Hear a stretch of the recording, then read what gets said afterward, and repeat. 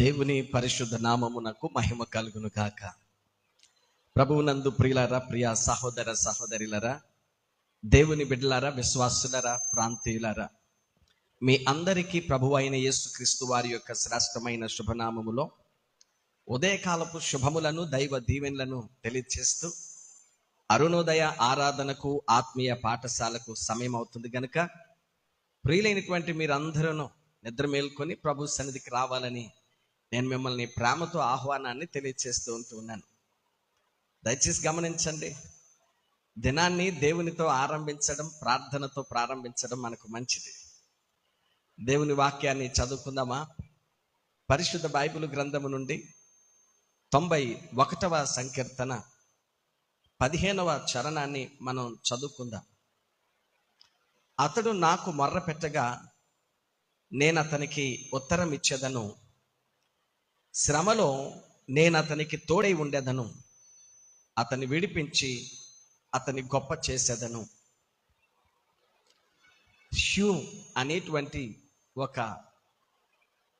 యవనస్తురాలు తన బాల్యంలో జరిగినటువంటి అత్యంత భయానకమైనటువంటి అనుభవించినటువంటి ఒంటరితనము, బాధించబడినటువంటి బాల్యము, ఎగతాళి గేలి చేయబడినటువంటి ఆ పరిస్థితులను జ్ఞాపకం చేసుకుంటూ ఉంది.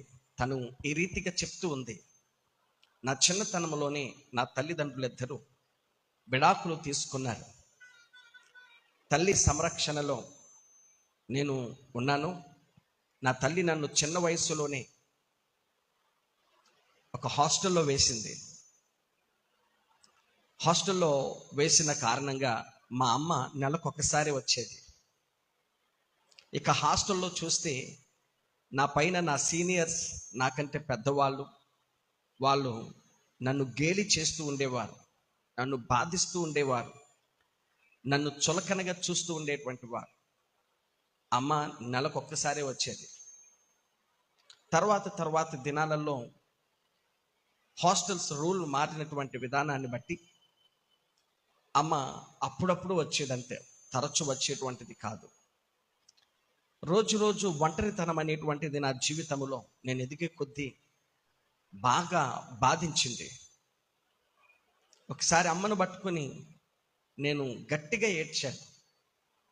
నాలో నేనే మదన పడ్డాను, నాలో నేనే ప్రశ్నించుకున్నాను, ఏంటి నా జీవితం ఇంత అంధకారం, గందరగోళం, ఇంత భయానకమైనటువంటి పరిస్థితులు, నాకే ఎందుకు ఇలా జరగాలి అనేటువంటి ప్రశ్నల మధ్య కుమిలి ఏడ్చాను.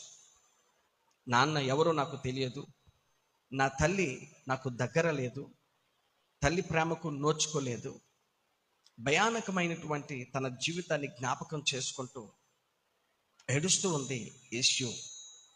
ప్రియమైనటువంటి వారలారా, ఈ రోజున మనలో చాలామంది ఏదో ఒక పరిస్థితిలో ఒంటరితనాన్ని అనుభవిస్తూ ఉన్నామేమో.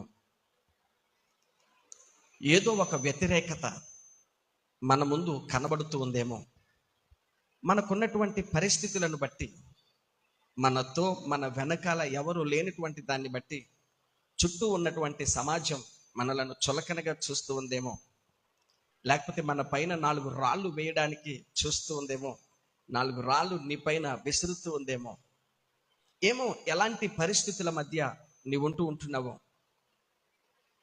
నాకెవరూ లేరు, నాతో ఎవరూ లేరు అనేటువంటి దిగులుతో నువ్వు ఉన్నావా?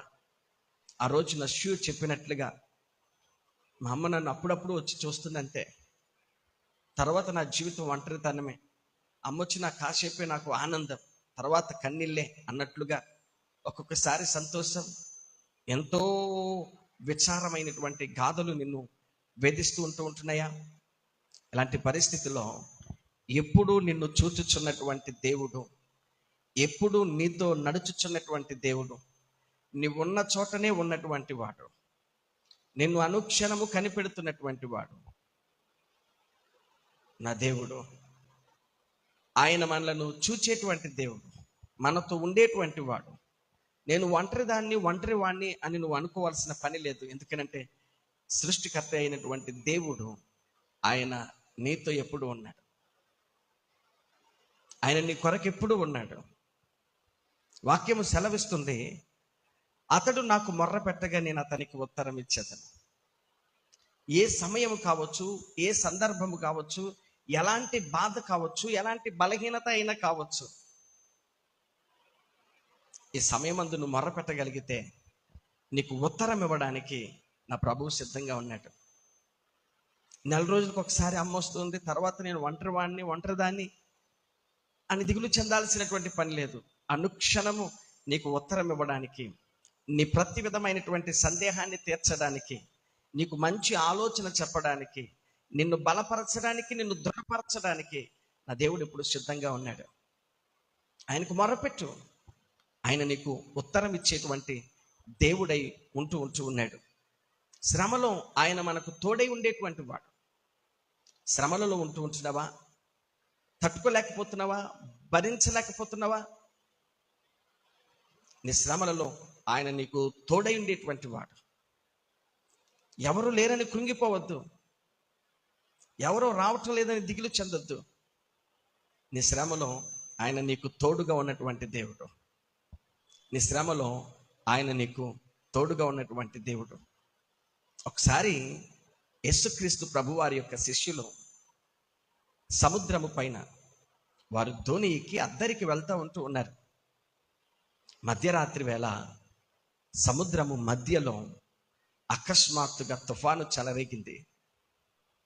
భయంకరమైనటువంటి తుఫాను, భయంకరమైనటువంటి గాలులు, ఉవ్వెత్తున ఎగసి పడుతున్నటువంటి అలలు. శ్రమలో ఉన్నారు.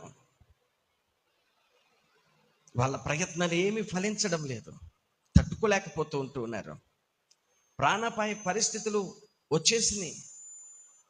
ప్రియులారా, యేసయ్య ఆ శ్రమలో ఉన్నటువంటి, ఆ బాధలో ఉన్నటువంటి తన శిష్యుల కొరకు ఆయన సముద్రము పైన నడిచి వాళ్ళ దగ్గరకు వెళ్ళాడు. సముద్రాన్ని నిమ్మలింప చేశాడు.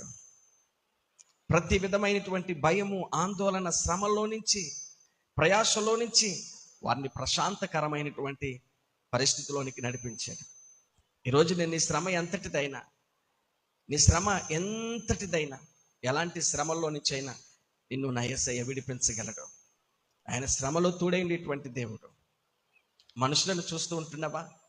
రక్త సంబంధులు అనుకున్నావు, బంధువులు అనుకున్నావు, తల్లిదండ్రులు అనుకున్నావు, పిల్లలు అనుకున్నావు. నీ శ్రమలో నీకు ఎవరైనా తోడు నిలిచారా? నేనున్నాను అని ధైర్యపరిచారా? నా దేవుడు అంటూ ఉన్నటువంటి మాట, నీ దేవుడు అంటున్నటువంటి మాట, నీ సృష్టికర్త అయినటువంటి వాడు అంటున్నటువంటి మాట, ఎవరు ఉన్నా లేకపోయినా అనుక్షణం నేను నీతోనే ఉన్నాను. నీ శ్రమలలో అందరూ నిన్ను విడిచిపెట్టచ్చు, కానీ నేను నిన్ను విడిచిపెట్టను. నేను నీతోనే ఉంటాను.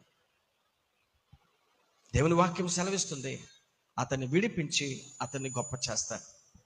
ఒంటరితనం మధ్య నలిగిపోతూ ఉంటున్నావా? ఇబ్బందుల కొలుమిలో కాలిపోతూ ఉంటున్నావా? సమస్యల నడుమ కొట్టిమెట్లాడుతూ ఉంటున్నావా? ఎవరు విడిపించలేనంత, బయటకు రాలేనంత సమస్యలలో ఇరుక్కుపోయావా? విడుదల కలగడం లేదా? కొన్ని అలవాట్ల నుండి కానీ, కొన్ని ఆర్థిక ఇబ్బందుల నుంచి కానీ, కొన్ని భయంకరమైనటువంటి బలహీనతల నుంచి కానీ, కొన్ని స్నేహాల నుంచి కానీ, కొన్ని పద్ధతులు, కొన్ని పరిస్థితుల నుంచి కానీ, కొన్ని సాంగత్యాల నుంచి కానీ విడుదల అనేటువంటిది కనిపించడం లేదా? నా ప్రభు వాగ్దానం చేస్తుంటున్నాడు, విడిపించి గొప్ప చేస్తా.